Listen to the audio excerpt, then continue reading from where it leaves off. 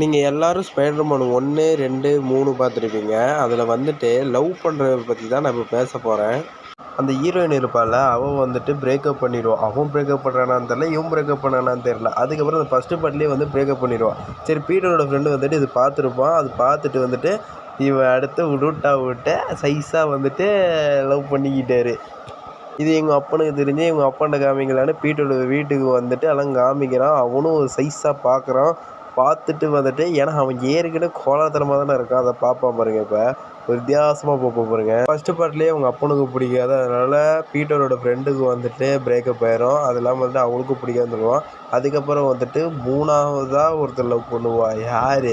அந்த சொப்பன சுந்தரி தான். திருப்பி ஒருத்தர் 3ஆவதாக ஒருத்தர் லவ் பண்ணுவா. அது மேரேஜ் வரையும் போயிடும். மேரேஜ் போய் அதுக்கப்புறம் வந்து ஸ்பைடர்மேன் 3ல் தான் வந்துட்டு நம்ம தலைவனுக்கு ஒர்க் அவுட் ஆகும். தெரியுமா உங்களுக்கு?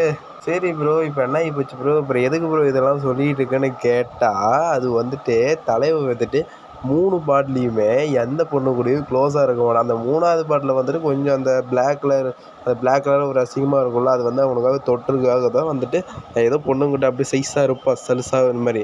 ஆனால் மிச்சப்படி வந்துட்டு தலைவன் வந்துட்டு ஒரு தலை காதல் மாதிரி அவங்க பின்னாடியே தான் இருப்பாள். அதுக்கப்புறம் வந்து ஒரே இதாக தான் இருப்பான், ஒரே பொண்ணாக தான் இருப்பான். இப்போ நான் என்ன சொல்ல வரேன்னா, பசங்க ஒரு பொண்ணை லவ் பண்ணிட்டாங்கன்னா அந்த பொண்ணை மட்டும்தான் லவ் பண்ணுவாங்க, எந்த பொண்ணையும் லவ் பண்ண மாட்டான். அவன் நினச்சிட்டு தான் வேறு ஏதோ பொண்ணு கூட போயிருக்கலாம் தான். பட் இருந்தாலும் அந்த பொண்ணு தான் கிடைக்கும்னு நினச்சிட்டு அவன் வெயிட் பண்ணான் பார்த்தியா? அதான்